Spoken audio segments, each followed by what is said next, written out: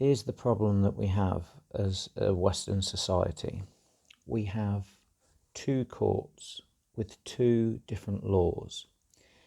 On the one hand, we have the criminal court, and on the other hand, we have the family court. And they are a contradiction to each other.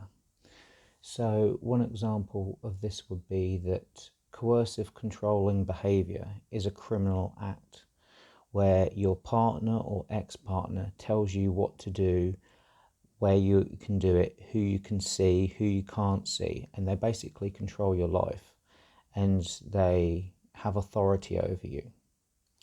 That's a criminal act, especially when it's done on multiple occasions. And in the family court, orders are given out to ensure that that happens. They tell you when and where you can see people based on the behest of the applicant, the perpetrator's request. So in family court, orders are given to ensure that coercive controlling criminal behaviour can occur. So when you speak to the police won't identify it as the crime that it is or the perpetrator for who they are, because their excuse is it's already being dealt with in family court.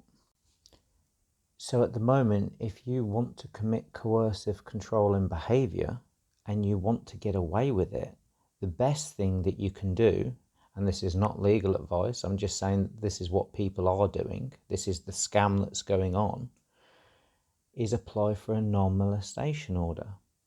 Because if you apply for a non-molestation order, you can apply same day without any evidence at all, and you can do it ex parte, which means that you don't need to let the other person or the recipient know that you've applied for it, so that they can't defend themselves. And you can use that order to get people arrested and go to jail for up to 5 years, depending on where you live. And this is all based on the feelings of the applicant or the perpetrator of coercive controlling behaviour, and it will be given out.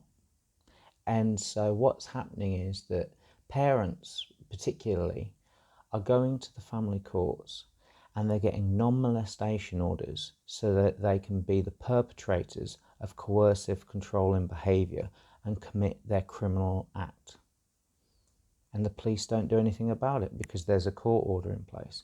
There's a loophole in the system that's being exploited, and there's loads of domestic violence and child abuse that's going on because the family courts are allowing it based on a balance of probability without any evidence at the behest of the perpetrator, instead of it being dealt with by the police and being seen as the coercive controlling behaviour that it is, because nobody has the right to tell anybody else what to do, where to go, who they can see.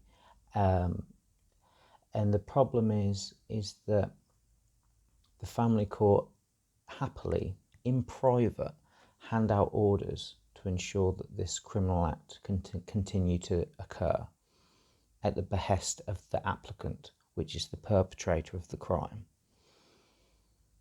It's a really bad situation. And so the best thing, and the suggestion that I would make, is to scrap non-molestation orders completely. If something has happened, go to the police. But the whole idea of a non-molestation order is that nothing has happened. And it's based on the feelings or what the person claims to feel at the time that they made the application.